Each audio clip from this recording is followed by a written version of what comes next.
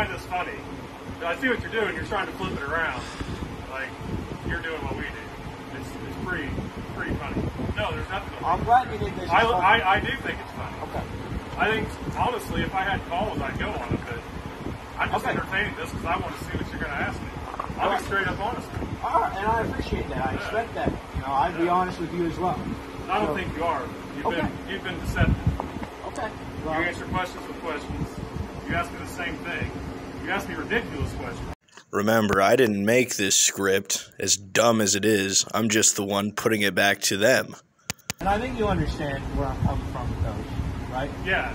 Okay. Okay. I mean, well, just make sure. So can I take a look? Do you mind if I take a look in the vehicle? You know what the answer is. You're not entering an apartment vehicle where I have weapons and a police canine. So any more than I have probable cause to enter your vehicle. Okay. I don't have probable cause. Right. Hold on. Let me stop you right there. Because when we conduct traffic stops, we have to have probable cause to search somebody's car. Okay. We just can't get in someone's car. And even with probable cause, you need permission or a search warrant according to the Constitution, right? Unless I have a police canine that indicates and says that there's narcotics. Okay. So there are certain circumstances, yes, where we may need a search warrant. Okay. If someone denies us consent, unless we believe that there's lots of laws or case law that dictates when and when we can search someone's car with or without a warrant. Okay, so do you personally like the Constitution of the United States? Do you agree with the Bill of Rights and all that? Yeah, I've been in the military for 13 years. Okay. Okay, so the Fourth Amendment says that you've got a right that your property, or you've got a right to security of your person's properties and effects free from search and seizure unless permission is given. Now, that's not particularly stated, but that is true by permission you to do anything. Or unless there is a warrant signed by a judge after a court hearing. So do you not like that? Because you said that if the canine wants to, you just let him. If he indicates on your car, okay, if I conduct a free air exterior vehicle search, it's not violating your Fourth Amendment rights to search and seizure. All right. If he indicates, he tells me because he's been trained in narcotics detection. All right. Our dogs are dual purpose. My dog is trained in narcotics detection. And he searches for people, tracks, right? Or searches buildings. He'll indicate on people depending on what I command him to do. He'll indicate on people depending on what I command him to do. He'll indicate on people depending on what I command him to do. If he indicates on that changes things. That changes the Constitution. The case law states. Well, I know, but... I know. Hold on. Case law. Hold on. Oh, okay. Hold on. You need a... Here's what I'm going to tell you. I know what our case law says, but I'm not going to stand here all night long and do this because we're getting calls. Okay. I'd suggest that you and CHandTyaudits or PY, you look up the case. If you have questions about the canine stuff, maybe educate yourself. Oh, I have. I've read the Constitution. Okay. It doesn't say unless a canine searches you. Oh, okay. It just says that you've got a right. And do you like the Second Amendment? Have you ever arrested anybody for having a gun on them? Because the Second Amendment doesn't say anything about, well, you can't have guns unless you're I'm not the one that dictates how the... You're just the guy that enforces tyrannical power. There we go. See, now your true colors are coming out on what you really want to say.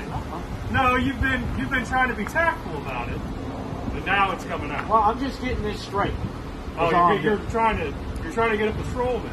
So have you ever gone and talked to one of our administrators or public information officer? They don't really usually like talking to me. Have you tried? I've tried to get an officer out. I've talked to 3 sergeants now. Yeah. Okay. Stop in there. They didn't want to talk about it though. They said when I brought up the Constitution, the supreme law of the land, they just kind of said we're not talking. So what do you believe in? I believe in constitutional law. Have you ever read the 10 Bill of Rights? It's been a long time, yeah. Okay, well, you don't have to.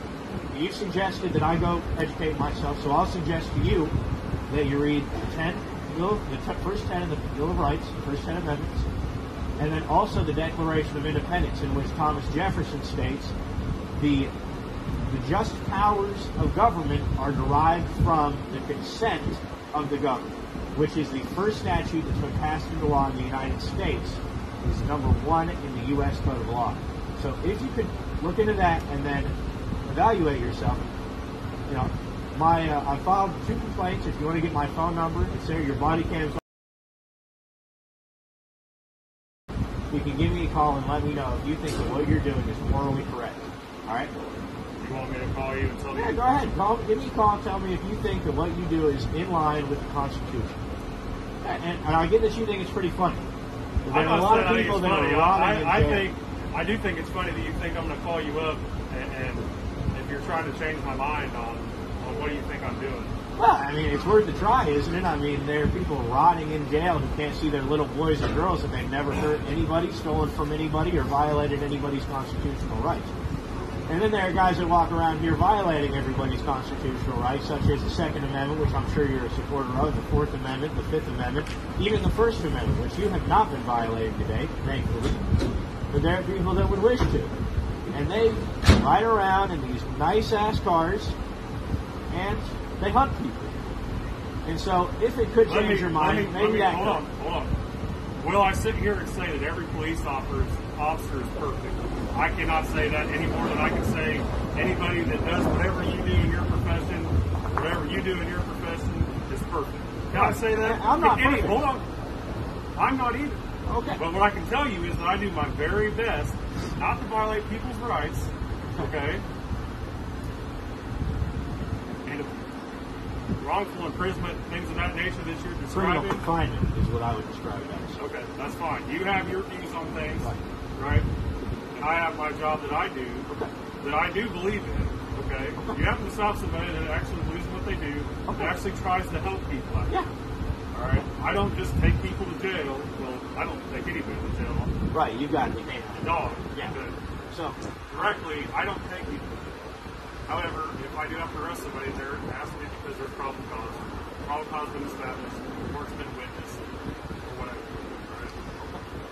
all right, and that's fine. And again, I would just suggest to you to read the Constitution. It is getting cold out here, so we're going to wrap this up. But we appreciate your cooperation with this investigation, Mr. Walker. So, and if you would like to check out your video, the full version will be posted out on our media. Do you guys just do this locally, or do you? I'm just curious because I've never heard of this. No, I've heard of auditing the police. We're local right now, but local is in the state.